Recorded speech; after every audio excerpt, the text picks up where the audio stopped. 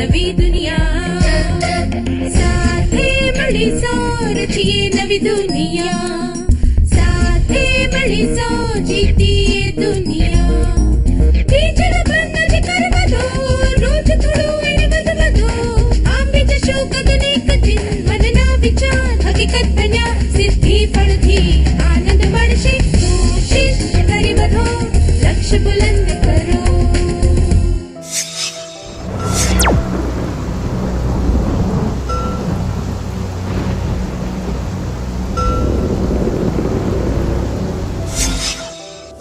નમસ્તે વિદ્યાર્થી મિત્રો, કેમ છો? સરસ. આગળના સત્રમાં આપણે શીખ્યા હતા જ્યારે કોઈ વ્યક્તિ એવું માનતી હોય કે કોઈ પરિસ્થિતિ પ્રતિકૂળ છે અને તેનો સ્વીકાર કરવાની અથવા તો તેને અપનાવી લેવાની ક્ષમતા અથવા તો હિંમત તેનામાં નથી, ત્યારે આવી વ્યક્તિની આ લાગણીને આત્મદયા કહેવામાં આવે છે. આત્મદયા દુઃખની નદીના વમળ જેવી હોય છે. આપણે પ્રવાહો સામે વીરતાપૂર્વક તરવું જોઈએ અને જીવલેણ આત્મદયામાં ડૂબી ન જવું જોઈએ. આત્મદયાને કારણે કડવી વાસ્તવિકતાઓનો સામનો કરવો પડતો નથી અને તે પોતાની જાતને દિલાસો આપવાનો એક સ્ત્રોત છે. આત્મદયાના પરિણામો: સમય, પ્રયત્નો અને શક્તિની બરબાદી, કડવાશ, નિરાશા, કાયરતા અને સંબંધો બગડવા.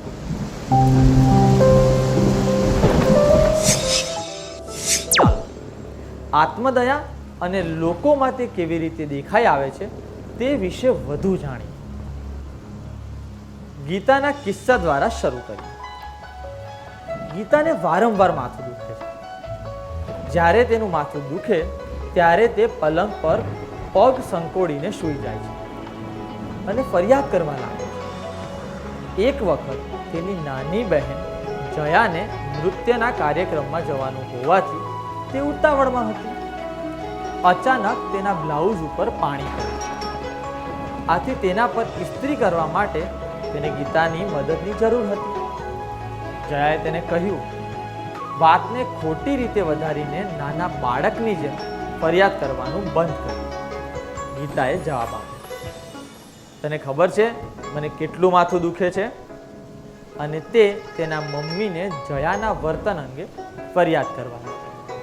શું તમારામાંથી 3 વિદ્યાર્થીઓ અહીં આવીને આ પરિસ્થિતિનો અભિનય કરી બતાવશે?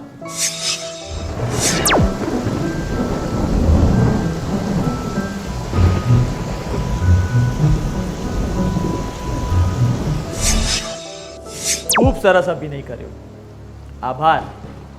આપણે જોઈ શકીએ છીએ કે ગીતા આત્મદયામાં ડૂબી ગઈ છે અને તેમાંથી બહાર નીકળવાનો પ્રયત્ન કરી રહી નથી. તેની બહેન તેના આ સ્વભાવ વિશે જાણે છે અને તેને તેમાંથી બહાર કાઢવાનો પ્રયત્ન કરી રહી છે. પોતાના તરફ બીજાનું ધ્યાન આકર્ષિત કરવા માટે ફરિયાદો કરવી તે એકદમ નાના બાળક જેવી રીત છે અને તે આત્મદયાનું સામાન્ય રૂપ છે.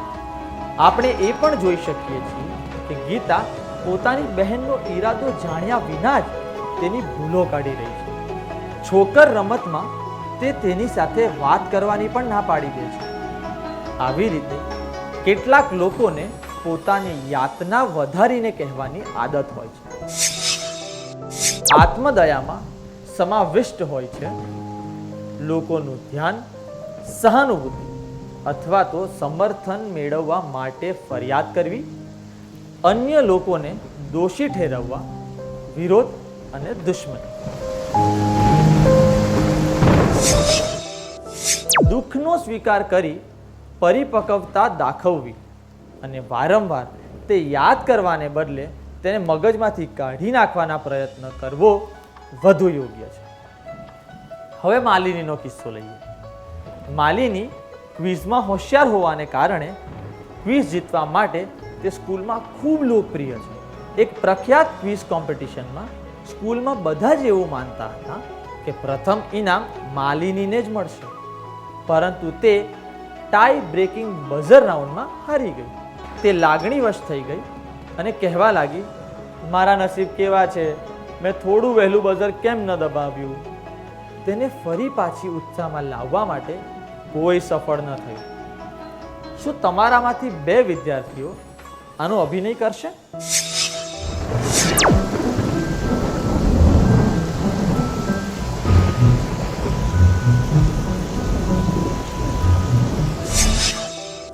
આભાર. માલિનીની મુશ્કેલી એ છે કે તે પોતાની નિષ્ફળતાનો સ્વીકાર નથી કરી રહી અને પોતાના ભૂતકાળ વિશે વિચારીને તેનો સામનો કરવાનો પ્રયત્ન કરી રહી છે. કોઈ વ્યક્તિએ કોઈ વસ્તુ શા માટે ગુમાવી તે ટૂંકમાં ચર્ચા બરાબર છે, પરંતુ તે વિશે વધુ પડતું વિચારતા રહેવાથી રાહત નથી મળતી. ખરાબ ઘટના અથવા તો જેને બદલી ન શકાય તેવી પરિસ્થિતિ વિશે વારંવાર વાત કરવી તે આત્મદયાનું એક રૂપ છે. પોતાની નિષ્ફળતા વિશે વારંવાર વાત કરતા રહેવાથી તે સફળતામાં બદલાઈ જવાની નથી તેવું માલિની સમજી ન શકે. આત્મદયામાં સંવિષ્ટ હોય છે દુર્ભાગ્ય વિશે વારંવાર વાત કરવી. ઘર કામમાં શાક કાપવાની જવાબદારી શૈલાની છે. ગઈકાલે જ્યારે તે શાક કાપી રહી હતી ત્યારે તેના જમણા હાથની પહેલી આંગળી કપાઈ ગઈ. ઈજા ખૂબ ઊંડી નહોતી. તે વારંવાર ખૂબ દુખાવો થાય છે તેવું બોલતી રહી. આજે તેને શાક કાપવાની ઈચ્છા નથી. તેણે મમ્મીને કહ્યું, મમ્મી, મને ખૂબ દુખાવો થઈ રહ્યો છે, આજે હું શાક નહીં કાપી શકું. આજે પ્રિયાને શાક કાપવાનું કહો. આટલું કહી તે સોફા પર બેસીને ટીવી જોવા લાગી. પ્રિયાએ હસતા હસતા પૂછ્યું, જો તને ખૂબ દુખાવો થતો હોય તો તને ટીવી જોવાની મજા કઈ રીતે આવશે? તમારા મત અનુસાર શૈલા શું કરશે? 1. શાક કાપવાનું શરૂ કરી દેશે. 2. પોતાના બચાવ માટે બહાના બનાવશે. અને 3. તેને પોતાની ભૂલ સમજાવશે. જો શૈલા પોતાની ભૂલ સમજવાની યોગ્ય મનોવૃત્તિ ધરાવતી હોય તો તેમણે પોતાનું કામ પૂર્ણ કર્યા પહેલા ટીવી ના જોવું જોઈએ. પોતાના દુખાવા પર ધ્યાન ન આપીને તેણે મમ્મીની મદદ કરી હોત. તેની ઉંમર પ્રમાણે તો આટલું દુઃખ સહન કરી જ શકે, પરંતુ તે આત્મદયા દ્વારા પોતાની જાતને માથે ચડાવી રહી છે અને કામ ન કરવાની આ તકનો ઉપયોગ ઉઠાવી રહી છે. આત્મદયામાં સમાવિષ્ટ હોય છે પોતાની નિષ્ક્રિયતાના બચાવ માટે બહાના કરવા. શું તમે ક્યારેય કામ ન કરવા માટે બહાના બનાવતા હોય તેવા આત્મદયાથી પીડાતા લોકોને મળ્યા છો?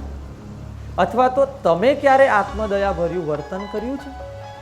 શું તમે તમારા નજીકના મિત્રને આ વિશે કહેશો?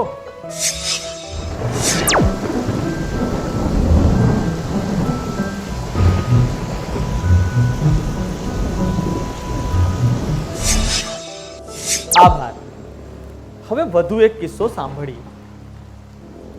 રીમા વીણાની બહેન છે. રીમા મહેનતુ છે, જે કાળજીપૂર્વક મહેનતથી કામ કરે છે અને તેને લીધે તેને ખૂબ સંતોષ મળે છે. વીણા એક નસીબદાર છોકરી છે જે મહેનત કરવા સક્ષમ તો છે, પણ તે બિનજરૂરી રીતે વધુ મહેનત કરવા નથી માંગતી. ઘણા વખતે રીમા પોતાનો રૂમ સાફ કરી રહી હતી. ખૂબ કામ કરવાનું હતું. જ્યારે વીણાએ પોતાની રીતે વસ્તુઓ ગોઠવી તો રીમાને તે ન ગમ્યું અને તે કહેવા લાગી, જો તારે મદદ જ કરવી હોય તો તું મારા અનુસાર કામ કેમ નથી કરી રહી? હવે મારે ફરીથી બધું ગોઠવવું પડશે. શું મારું કામ ચાલ્યા જ કરશે? શું તમારામાંથી 2 વિદ્યાર્થીઓ અહીં આવીને આ પછી શું થયું હશે તેનો અભિનય કરી બતાવશે?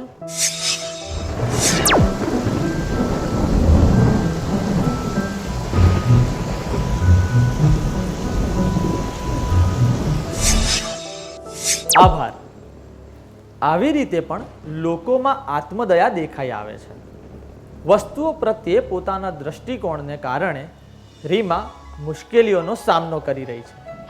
જ્યારે વીણાએ મદદ માટે પૂછ્યું તો તેણે તેનો સ્વીકાર કરી લેવો જોઈએ અને ગુસ્સો ના કરવો જોઈએ. પોતાના નસીબની દયા ન ખાવી જોઈએ. તેની મોટાભાગની મુશ્કેલીઓ મૂળભૂત રીતે તેનું વર્તનનું જ પરિણામ છે અને નસીબને દોષ આપવાનું નકામું છે. આત્મદયામાં સમાવિષ્ટ હોય છે મદદ લેવાની ના પાડવી અને જે મદદ કરવા તૈયાર હોય તેનાથી હેરાની અનુભવવી. ચાલો વધુ એક કિસ્સા વિશે વાત કરીએ. સ્કૂલમાં લંચ ટાઈમ હતો. ગોવિંદે વિદ્યાર્થીઓ પાસેથી નોટબુક એકઠી કરીને વર્ગ શિક્ષક પાસે જમા કરાવવાની હતી. તેના પગનો અંગૂઠો મરડાઈ ગયો અને તે લંગડાઈને ચાલી રહ્યો હતો. સ્ટાફ રૂમમાં નોટબુક રાખવા માટે તેમણે બીજી બિલ્ડિંગમાં જવાનું હતું. જ્યારે તે મુકેશ નામના પોતાના એક જુનિયરને મળ્યો ત્યારે તે વધુ લંગડાઈને ચાલવા માંડ્યો અને અલગ રીતે ઊંડા શ્વાસ લેવા લાગ્યો.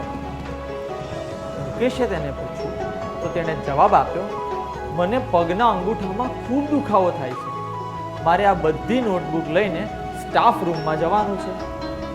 મુકેશે દયા ભાવે તેની સામે જોયું અને તેણે કહ્યું કે તે નોટબુક ઉપાડવામાં તેની મદદ કરશે. શું તમારામાંથી 2 વિદ્યાર્થીઓ આ પછી શું થયું હશે તેનો અભિનય કરીને કહેશે?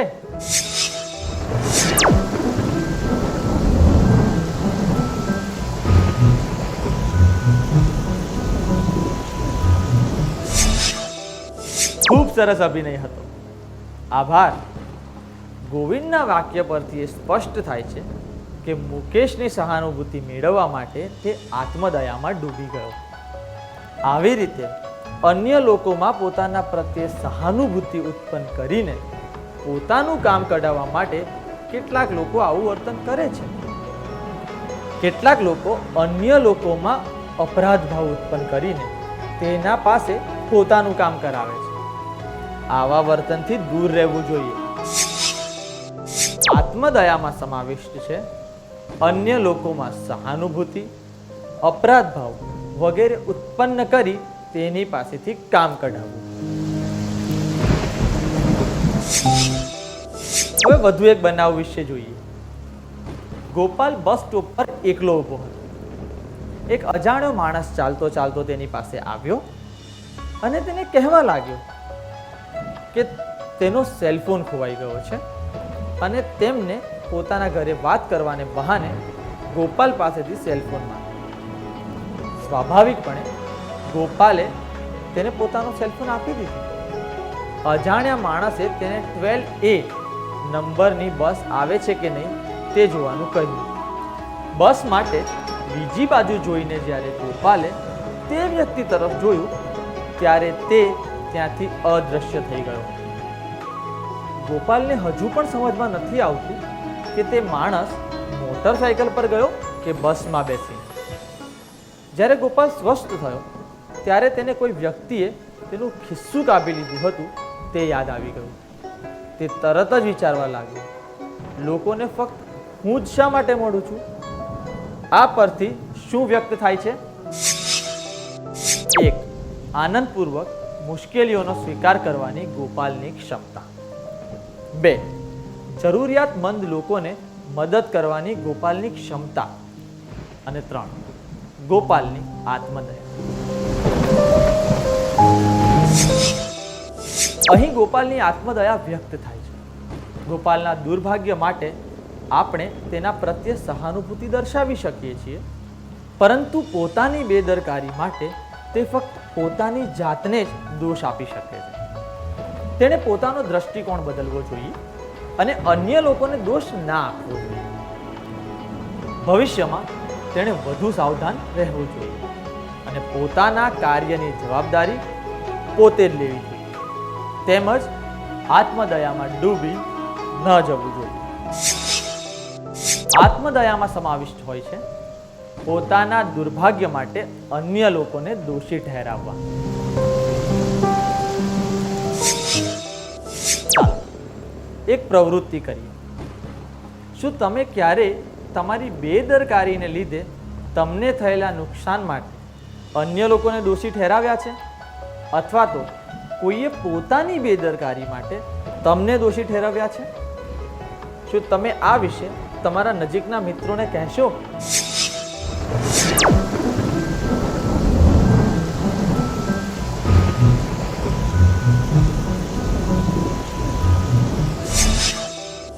આભાર. અત્યાર સુધી આપણે આત્મદયાના વિવિધ લક્ષણો વિશે જોયું. હવે આપણે આત્મદયા કેવી રીતે દૂર કરી શકાય એ વિશે જાણીશું. આ ચિત્રને જુઓ. શું તમે મને કહી શકો છો કે આ ચિત્ર પરથી તમને શું સમજાઈ રહ્યું છે?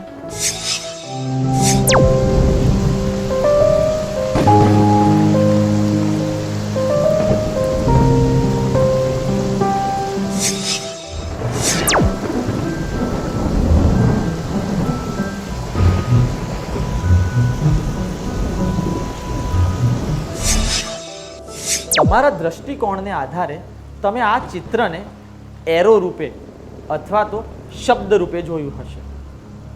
વિવિધ દ્રષ્ટિકોણથી એક જ બાબત અલગ અલગ રીતે દેખાય છે.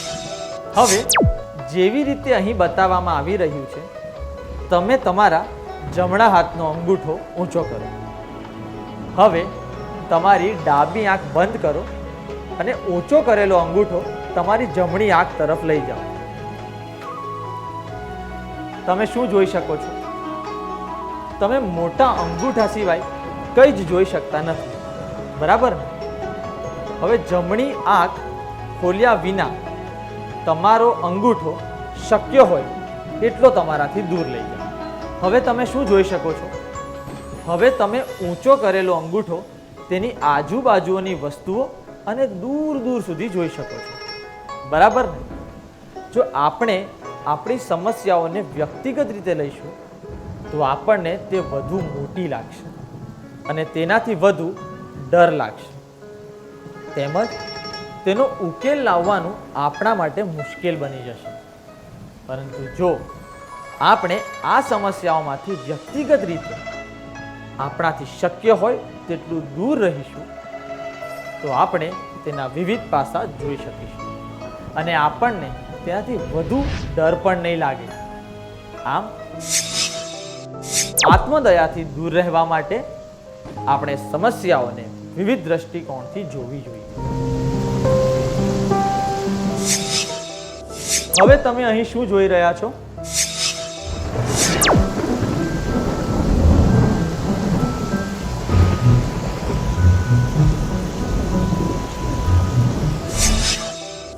ખૂબ સારો પ્રયત્ન કર્યો. તમારામાંથી મોટા ભાગના વિદ્યાર્થીઓએ ફક્ત એક કાળું બિંદુ જ જોયું, બરાબર ને?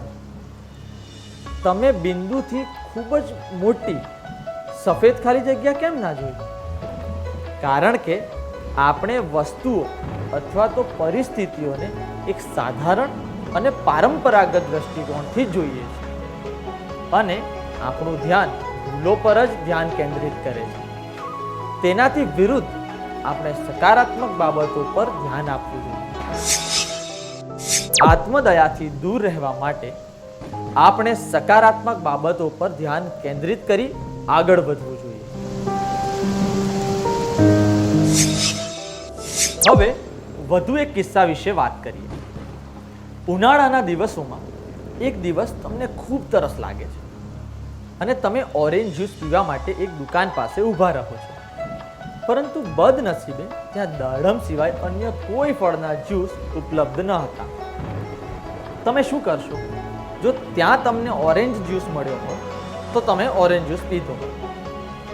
તમે પહેલા ક્યારેય દાડમનો જ્યુસ ન પીધો હોવાને કારણે તમે તે નહીં પીવો કે પછી દાડમનો જ્યુસ તમને ભાવે છે કે નહીં તે જોવા માટે તમે પીશો? 1. ઓરેન્જ જ્યુસ સિવાયના કોઈ પણ જ્યુસ નહીં પીવો. 2. તમે પહેલા ક્યારે દાડમનો જ્યુસ નથી પીધો તે કારણે તમે નહીં પીવો. 3. દાડમનો જ્યુસ તમને ભાવે છે કે નહીં તે જોવા માટે તમે તે પીશો.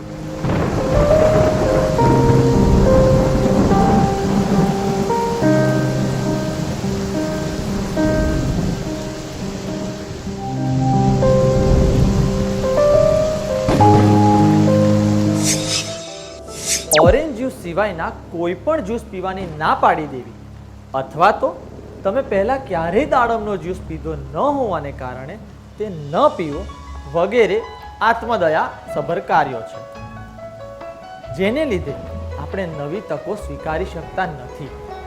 દાડમનો જ્યુસ તમને ભાવે છે કે નહીં તે જોવા માટે દાડમનો જ્યુસ પીને તમે ફક્ત તકનો સ્વીકાર જ નથી કરી રહ્યા, પરંતુ આવું કરવાથી તમે જાણી જોઈને તરસને કારણે થતી બેચેનીને સહન કરવાની આત્મદયાથી દૂર થઈ રહ્યા છો.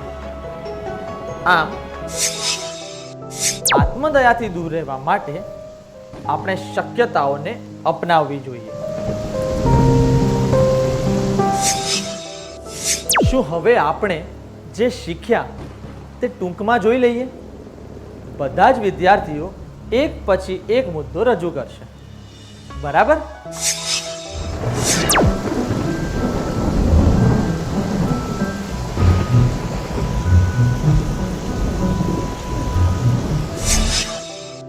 લોકોનું ધ્યાન, સહાનુભૂતિ અથવા તો સમર્થન મેળવવા માટે ફરિયાદ કરવી, અન્ય લોકોને દોષી ઠેરવવા, વિરોધ અને દુશ્મની વગેરેનો આત્મદયામાં સમાવેશ થાય છે.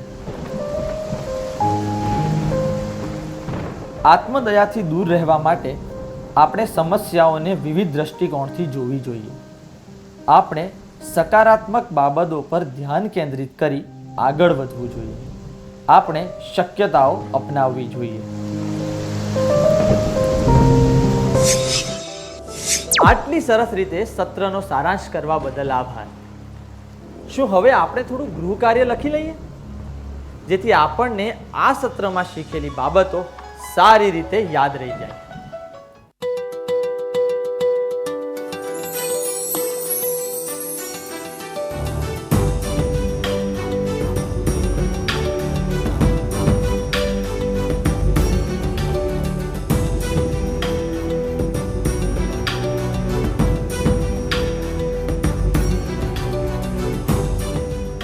પ્રશ્ન 1.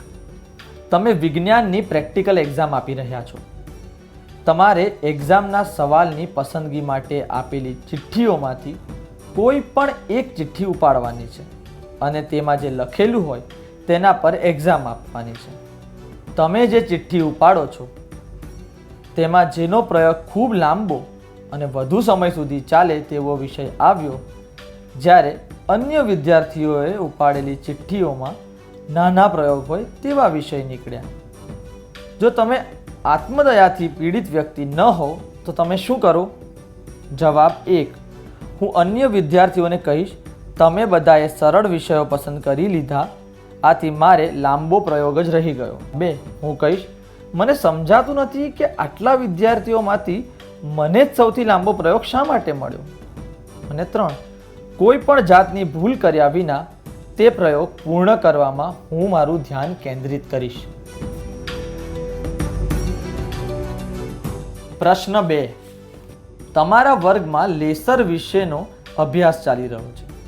જ્યારે શિક્ષકે કોઈ એક વિદ્યાર્થીને લેસરનો ચાર્ટ બનાવવા કહ્યું ત્યારે તમે તે 2 દિવસમાં બનાવવાનું સ્વૈચ્છિક રૂપે વચન આપો છો. ત્યારબાદ તમારે અચાનક એક ફેમિલી ફંક્શનમાં જવું પડ્યું અને તમે તેમાં જવાનું ટાળી શકો તેમ નહોતા.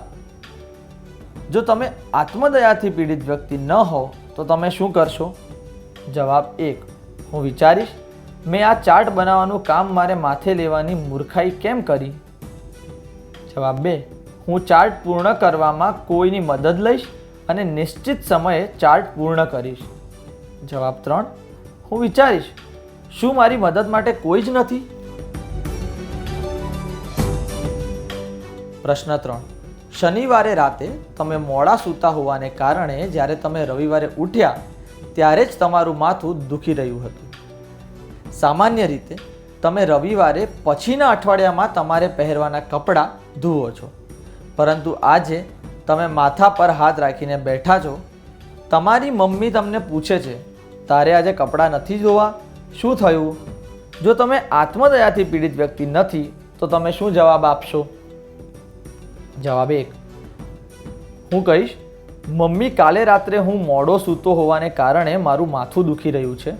હું થોડી વાર આરામ કરીને પછી કપડાં ધોઈ નાખીશ. જવાબ 2, હું કહીશ, ઓહો, આજે મારે કેટલું કામ છે, મને લાગે છે કે મારો માથાનો દુખાવો વધી જશે. 3, હું કહીશ, મમ્મી, મારું માથું દુખવાને કારણે ફાટી રહ્યું છે, શું તમે આજે મારા કપડાં ધોઈ આપશો?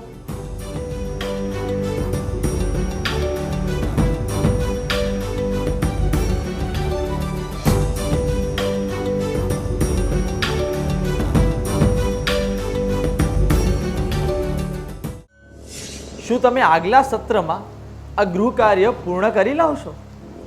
ત્યાં સુધી આવજો મિત્રો.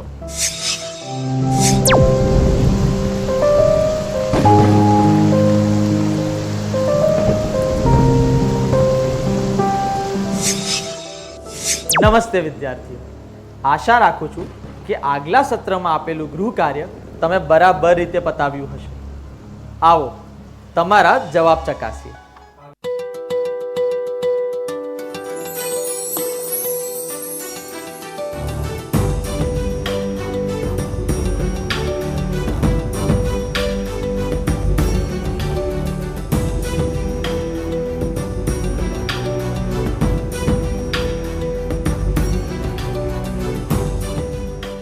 પ્રશ્ન 1, તમે વિજ્ઞાનની પ્રેક્ટિકલ એક્ઝામ આપી રહ્યા છો. તમારે એક્ઝામના સવાલની પસંદગી માટે આપેલી ચિઠ્ઠીઓમાંથી કોઈ પણ એક ચિઠ્ઠી ઉપાડવાની છે અને તેમાં જે લખેલું હોય તેના પર એક્ઝામ આપવાની છે. તમે જે ચિઠ્ઠી ઉપાડો છો તેમાં જેનો પ્રયોગ ખૂબ લાંબો અને વધુ સમય સુધી ચાલે તેવો વિષય આવ્યો, જ્યારે અન્ય વિદ્યાર્થીઓએ ઉપાડેલી ચિઠ્ઠીઓમાં નાના પ્રયોગ હોય તેવા વિષય નીકળ્યા. જો તમે આત્મદયાથી પીડિત વ્યક્તિ ન હો તો તમે શું કરો? માટે જવાબ, હું અન્ય વિદ્યાર્થીને કહીશ, તમે બધાએ સરળ વિષયો પસંદ કરી લીધા, આથી મારો લાંબો પ્રયોગ જ રહી ગયો. યોગ્ય નથી, કારણ કે તેમાં પોતાના દુર્ભાગ્ય માટે અન્ય લોકોને દોષ આપવાની તમારી આત્મદયા દેખાઈ આવે છે. જવાબ, હું કહીશ, મને સમજાતું નથી કે આટલા બધા વિદ્યાર્થીઓમાંથી મને જ સૌથી લાંબો પ્રયોગ શા માટે મળ્યો, પણ યોગ્ય નથી, કારણ કે તેમાં ચિંતા અને હેરાન સ્વરૂપે આત્મદયા છલકાઈ રહી છે.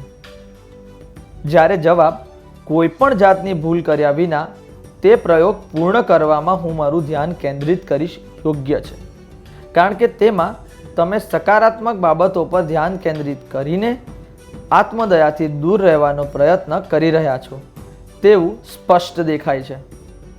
તમારો જવાબ કયો છે?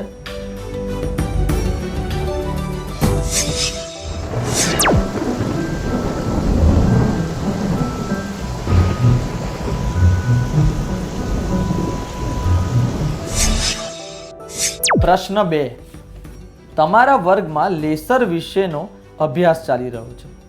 જ્યારે શિક્ષકે કોઈ એક વિદ્યાર્થીને લેસરનો ચાર્ટ બનાવવા કહ્યું ત્યારે તમે તે 2 દિવસમાં બનાવવાનું સ્વૈચ્છિક રૂપે વચન આપો છો. ત્યારબાદ તમારે અચાનક એક ફેમિલી ફંક્શનમાં જવું પડ્યું અને તમે તેમાં જવાનું ટાળી શકો તેમ નહોતા. જો તમે આત્મદયાથી પીડિત વ્યક્તિ ન હો તો તમે શું કરશો? માટે જવાબ, હું વિચારીશ, મેં આ ચાર્ટ બનાવવાનું કામ મારે માથે લેવાની મૂર્ખાઈ કેમ કરી? અયોગ્ય છે, કારણ કે તેના પરથી તમે અણધારી સમસ્યા પર ધ્યાન આપીને આત્મદયામાં ડૂબી રહ્યા છો તેવું સ્પષ્ટ દેખાય છે. જવાબ, હું વિચારીશ, શું મારી મદદ માટે કોઈ જ નથી? એ પણ અયોગ્ય છે, કારણ કે તેમાં અન્ય પાસેની મદદ ન લઈને આત્મદયા પ્રગટ થઈ રહી છે. જવાબ, હું ચાર્ટ પૂર્ણ કરવામાં કોઈની મદદ લઈશ અને નિશ્ચિત સમયે ચાર્ટ પૂર્ણ કરીશ યોગ્ય છે, કારણ કે તેને લીધે તમે સકારાત્મક બાબતો પર ધ્યાન કેન્દ્રિત કરીને આત્મદયાથી દૂર રહેવાનો પ્રયત્ન કરી રહ્યા છો તેવું સ્પષ્ટ થાય છે. તમારો જવાબ કયો છે?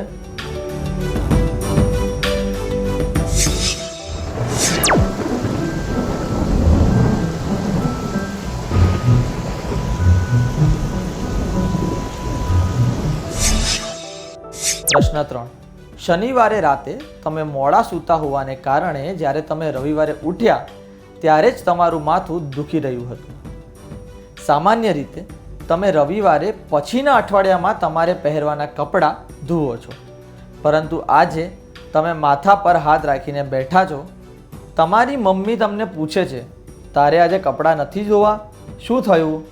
જો તમે આત્મદયાથી પીડિત વ્યક્તિ નથી તો તમે શું જવાબ આપશો? માટે જવાબ હું કહીશ, ઓહો, આજે મારે એટલું કામ છે, મને લાગે છે કે મારો માથાનો દુખાવો વધી જશે. યોગ્ય નથી, કારણ કે તેમાં આત્મદયા દેખાઈ રહી છે. જવાબ હું કહીશ, મમ્મી, મારું માથું દુખવાને કારણે ફાટી રહ્યું છે, શું તમે આજે મારા કપડાં ધોઈ આપશો? યોગ્ય નથી, કારણ કે તેમાં અન્ય વ્યક્તિ પર પોતાના કામોનો ભાર નાખી દેવાની આત્મદયા સ્પષ્ટ થઈ રહી છે. જવાબ હું કહીશ, મમ્મી, કાલે રાત્રે હું મોડો સૂતો હોવાને કારણે મારું માથું દુખી રહ્યું છે, હું થોડી વાર આરામ કરીને પછી કપડાં ધોઈ નાખીશ. યોગ્ય છે, કારણ કે તેમાં આત્મદયાથી દૂર રહીને સમસ્યાનો સામનો કરવાની તમારી ક્ષમતા સ્પષ્ટ થાય છે. તમારો જવાબ કયો છે?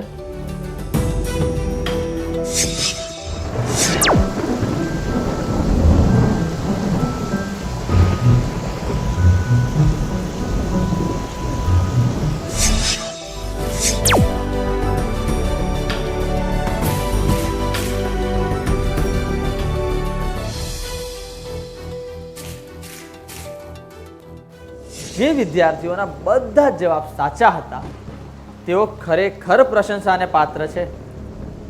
શું આપણે હવે પછીનું સત્ર શરૂ કરીએ?